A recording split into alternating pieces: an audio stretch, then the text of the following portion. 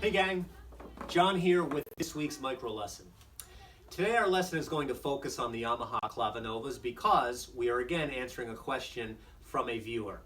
She is one of our students and her question was in regards to using the Duet Harmony option. Now that is something for those of you with Lowry's that you have as well. It obviously is on the Clavinovas, which is where her question was stemming from. And she was looking to see where it was. She didn't see it on a button, and she didn't know if it was in one of the internal features in the menu, which it is, which we will talk about today, how to utilize that, and how you can go about placing it in a location where it's much easier to find.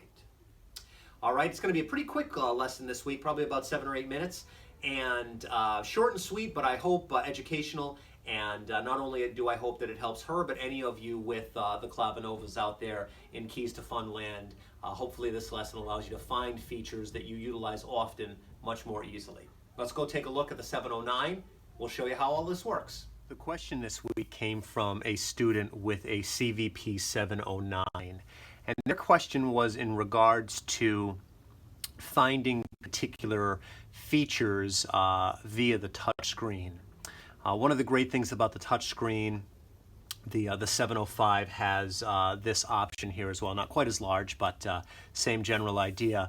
As do some of the Lowry's, that if you utilize the screen, you have to hit less buttons. And in some instances, a feature is available on the screen and not on a button.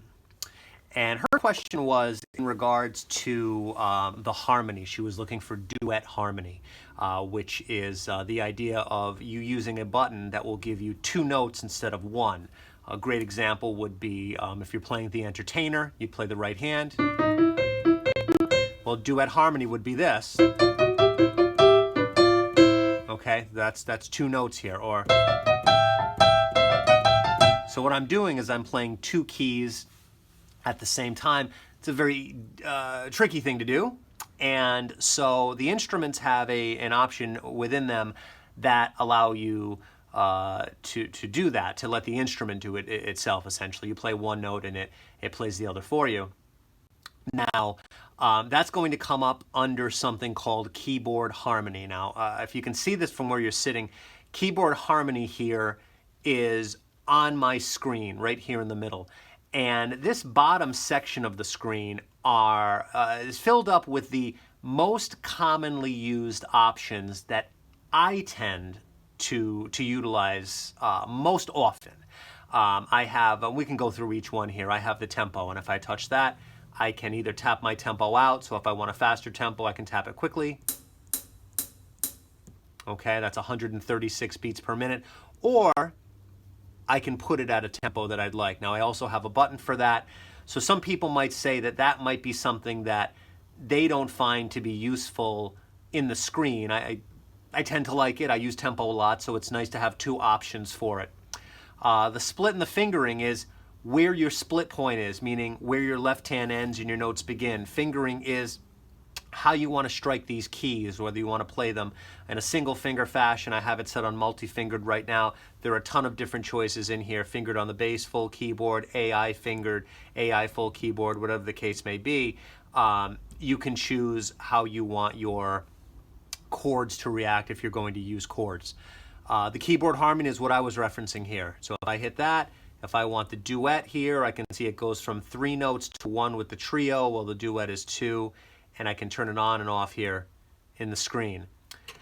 The mixer. Mixer is for the backgrounds. I have all of these instruments in the background via the styles.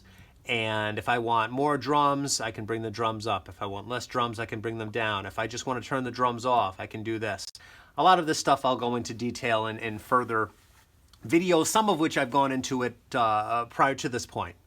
The score shows you sheet music for a song that you're looking to play. So if you want to go to different pages of a song, you hit play.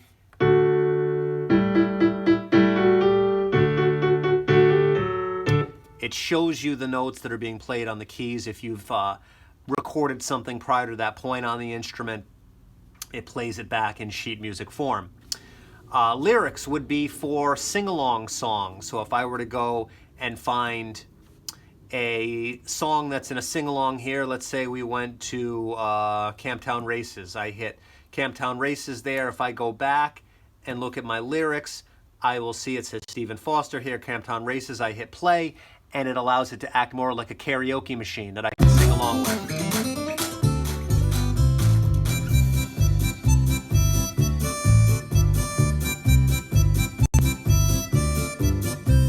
Okay. And finally, the music finder. The music finder is like on the Lowry's the song setup. So all of these features are things that I tend to utilize a lot. And many of them came from this menu. As I look here, I have a menu where I can see things like tempo and the score and the lyrics and the music finder, the keyboard harmony, the mixer.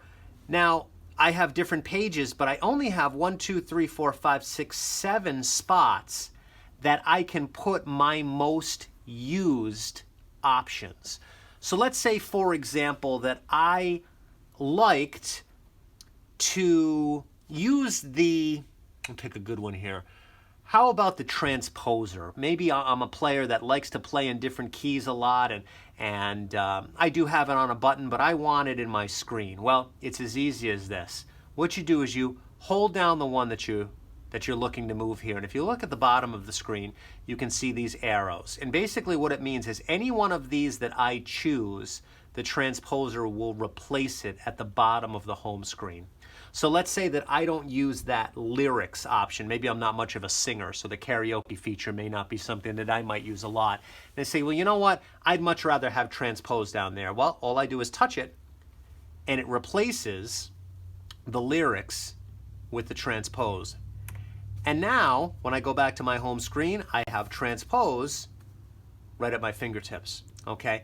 And you can do this as much as you'd like. So again, you need to go into your menu. If you notice here, I can X this out and leave one empty spot for something else. And maybe I want to put the lyrics back. Well, hold the lyrics, there's my empty spot, touch it there, lyrics are back where they were.